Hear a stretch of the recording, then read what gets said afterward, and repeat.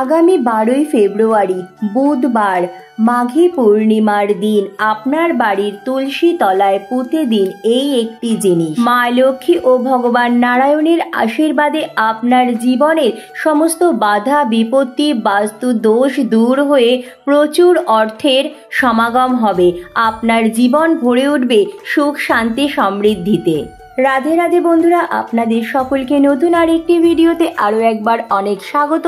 আশা করি ঈশ্বরের কৃপায় আপনারা খুব ভালো আছেন এবং সুস্থ আছেন। আজকের ভিডিওটিতে আপনাদের সাথে বন্ধুরা খুবই গুরুত্বপূর্ণ এবং প্রাসঙ্গিক একটি বিষয় নিয়ে বিস্তারিত আলোচনা করব। চলছে মাঘ মাস আর সামনেই আসতে চলেছে বছরের সর্বশ্রেষ্ঠ অন্যতম একটি পূর্ণিমা তিথি, অর্থাৎ মাঘী পূর্ণিমা। মাঘী পূর্ণিমা তিথিটি হিন্দু গৃহস্থ বাড়ির জন্য একটি অত্যন্ত গুরুত্বপূর্ণ একটি তিথি। এই দিন প্রত্যেক হিন্দু গৃহস্থ বাড়িতে বাড়িতে মা লক্ষ্মী ও ভগবান নারায়ণের বিশেষ পুজো আরাধনা করা হয়ে থাকে। যেই গৃহে মাঘী পূর্ণিমার দিন মা লক্ষ্মী ও ভগবান নারায়ণের পুজো আরাধনা করা হয়ে থাকে, সেই গৃহে সারা বছর মা লক্ষ্মী ও ভগবান নারায়ণের কৃপায় সুখ শান্তি সমৃদ্ধি বজায় থাকে। পরিবার থেকে সমস্ত আপদ বিপদ রোগ জ্বালা যন্ত্রণা আর্থিক সমস্যা খুব সহজেই দূর হয়ে যায়। তাছাড়া পবিত্রতম এই বিশেষ দিনেই রাধা কৃষ্ণ নারু গোপাল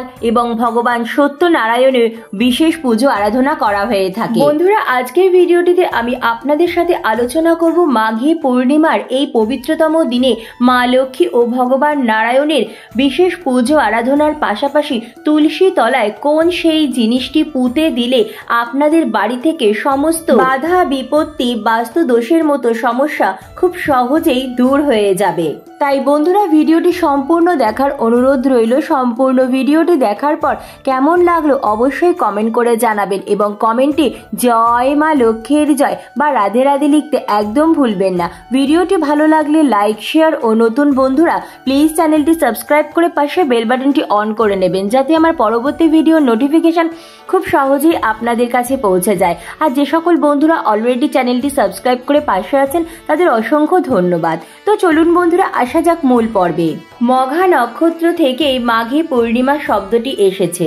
সনাতন হিন্দু ধর্মে মাঘ মাসের শুক্লপক্ষের এই পূর্ণিমা তিথি অত্যন্ত পবিত্র একটি পূর্ণিমা তিথি। তার সাথে সাথে বৌদ্ধ ধর্মের মানুষের কাছেও কিন্তু এই মাঘী পূর্ণিমা তিথিটি অত্যন্ত পবিত্র গুরুত্বপূর্ণ একটি বিশেষ তিথি। চলুন বন্ধুরা, এখন জেনে নেওয়া যাক এবছর অর্থাৎ 2025 সালে মাঘী পূর্ণিমা কবে পড়েছে। বাংলার 28শে মাঘ 1431, ইংরাজির 11ই ফেব্রুয়ারি 2025 মঙ্গলবার রাত্রি 6:57 থেকে শুরু হচ্ছে মাঘী পূর্ণিমার তিথি এবং পূর্ণিমা তিথি সমাপ্ত হবে তার পরদিন অর্থাৎ বাংলার 29শে মাঘ 1431, ইংরাজির 12ই ফেব্রুয়ারি 2025 বুধবার রাত্রি 7:08 অর্থাৎ উদয়া তিথি অনুযায়ী বাংলার 29শে মাঘ ইংরাজির 12ই ফেব্রুয়ারি বুধবার দিনই মাঘী পূর্ণিমা তিথি পালিত হবে। তাই মাঘী পূর্ণিমার পুজো গঙ্গা স্নান দান সমস্ত কিছুই কিন্তু এই 12ই ফেব্রুয়ারি বুধবার দিনই করতে হবে। প্রত্যেক হিন্দু গৃহস্থ বাড়িতে বাড়িতে কিন্তু তুলসী গাছ রয়েছে। তুলসী গাছ বাড়িতে থাকা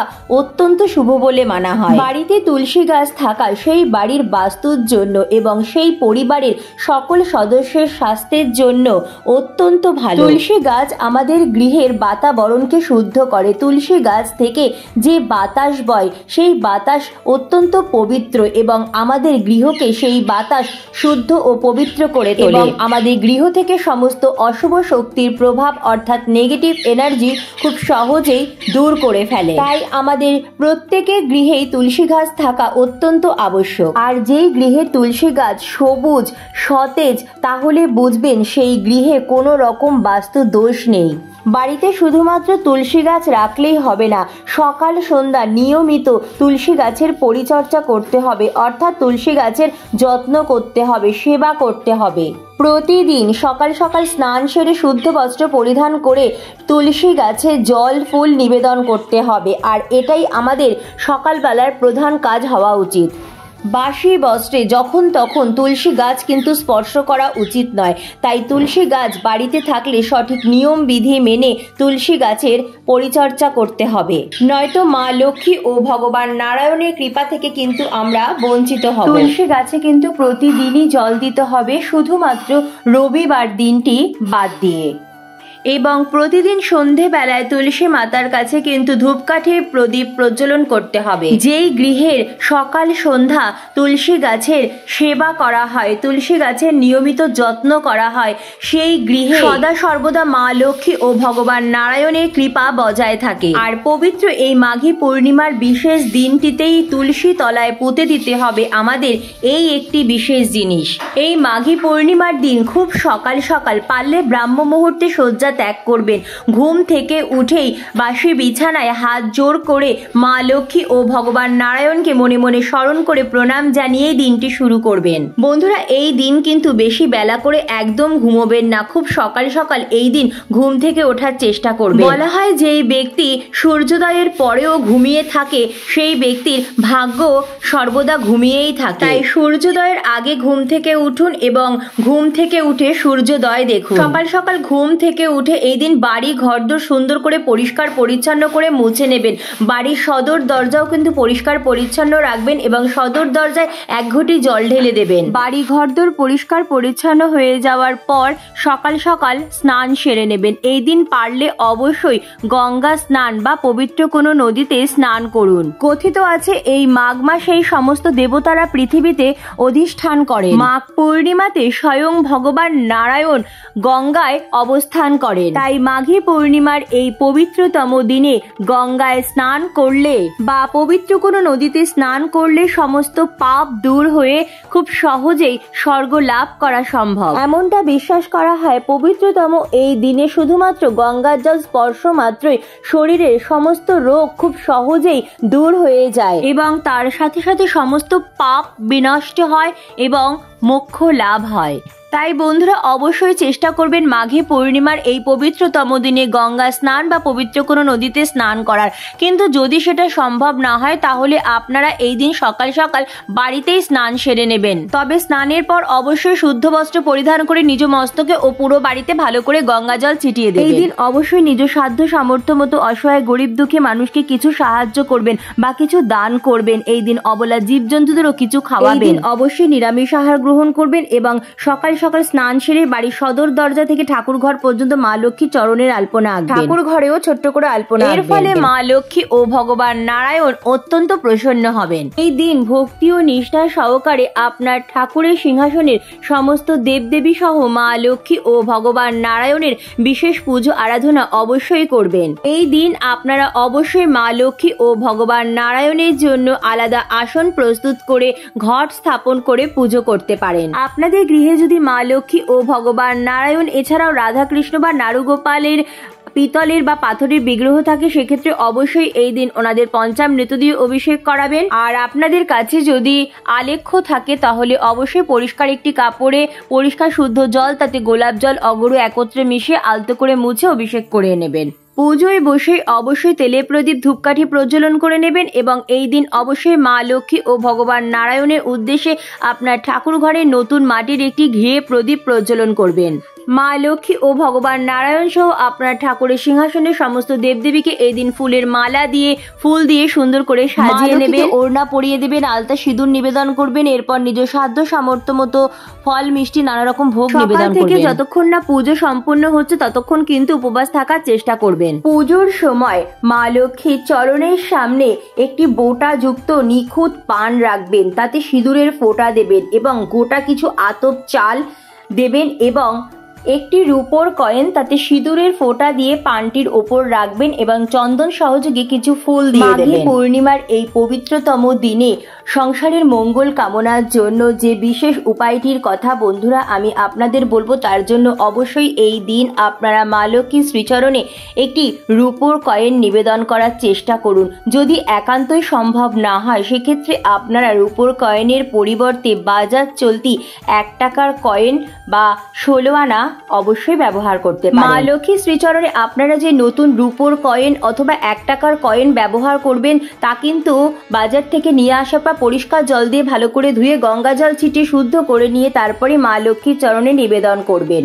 এরপর নিজ সাধ্য সামর্থ্য মতো নানা রকম ফল মিষ্টির ভোগ আপনার ঠাকুর ঘরের সমস্ত দেবদেবী সহ মা লক্ষ্মী ও ভগবান নারায়ণকে নিবেদন করবেন। এই দিন পারলে অবশ্যই নিজ হাতে খিচুড়ি, লুচি, সুজি, পায়েস, পোলাওয়ের ভোগ ভগবানকে নিবেদন করতে পারেন। বন্ধুরা, ভগবান নারায়ণের ভোগের থালা গ্লাসে অবশ্যই কিন্তু তুলসী পাতা দেবেন। এরপর ভক্তি ও নিষ্ঠা সহকারে পুজো আরাধনা করবেন, আরতি করবেন এবং অবশ্যই কিন্তু মা লক্ষ্মীর পাঁচালী পাঠ করেই পুজো সম্পন্ন করবেন। পুজোর পর পুজোয় হয়ে থাকা ভুল ত্রুটির জন্য ভগবানের কাছে ক্ষমা চেয়ে সংসারের মঙ্গল কামনা করে, সকলের মঙ্গল কামনা করে প্রণাম জানিয়ে কিছুক্ষণের জন্য ঠাকুর ঘরটা ছেড়ে দেবে। কিছুক্ষণ পর ঠাকুর ঘরে এসে ভগবানকে নিবেদিত সমস্ত ভোগ প্রসাদের থালা নামিয়ে নেবেন। তার সাথে মা লক্ষ্মীর চরণে নিবেদিত সেই রূপোর কয়েনটি অথবা 1 টাকার কয়েনটি আপনারা সংগ্রহ করবেন। মা লক্ষ্মী ও ভগবান নারায়ণের আশীর্বাদে এই কয়েনটি আপনারা নিয়ে চলে আসবেন আপনাদের বাড়ি তুলসী মন্দিরের কাছে। সকাল সকাল তুলসী মাতাকে জল ফুল নিবেদন করবেন, ধূপ দীপ দিয়ে আরতি করবেন, তুলসী মাতাকে প্রণাম করবেন এবং অবশ্যই পারলে এই দিন তুলসী গাছ পরিক্রমাও করবেন, অর্থাৎ তুলসী মাতার পুজো করে নেবেন এবং তারপর তুলসী গাছের গোড়ায় মাটিতে মা লক্ষ্মী ও ভগবান নারায়ণের আশীর্বাদী সেই কয়েনটি পুঁতে দেবেন। পূর্ণিমা তিথি থাকাকালীন সময়ের মধ্যে সূর্যাস্তের আগে অর্থাৎ দিনের বেলা গোপনে লক্ষ্যচক্ষুর আড়ালে এই বিশেষ উপায়টি করবেন। আপনার বাড়ির ছাদে যদি তুলসী মন্দির থাকে বা আপনার বাড়ির উঠোনে যদি তুলসী মন্দির থাকে বা আপনার বাড়ির ব্যালকনিতে যদি তুলসী মন্দির থাকে সেইখানেই আপনারা এই বিশেষ উপায়টি করবেন।